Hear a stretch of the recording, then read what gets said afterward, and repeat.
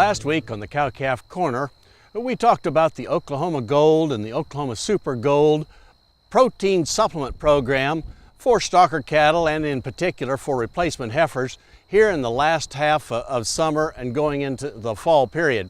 And we emphasized that the high protein supplement in a small package could really help the heifers utilize that late summer forage much more efficiently.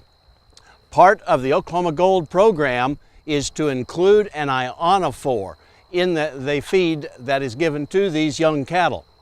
Ionophore is the feed ingredient either sold as the ingredient monensin, trade name is rumensin, or lasalicid, trade name is Bovitec.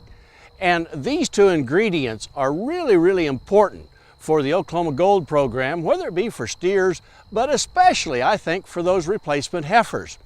Including an ionophore in any feed program for replacement heifers has three real important advantages. Number one is it will improve feed efficiency just a little bit so that the heifer gets a little more value out of each bite of grass that she takes in. Also, those ionophores have been shown with research that they will increase puberty, or the percentage of heifers cycling at the start of a breeding season. And I think that's very important because we'd like to have as many of those heifers cycling before and at the start of the breeding season so that we have the best chance to get a really high percentage of them bred early in the breeding season. And the third reason, ionophores are good at preventing the disease coccidiosis. That's a disease that is especially debilitating for young cattle. It's one that certainly we'd like to, at all costs, keep out of these young growing heifers so that they have the best chance to reach our target weights at the breeding season time and give us then that great opportunity to have those heifers cycling and bred early in the breeding season.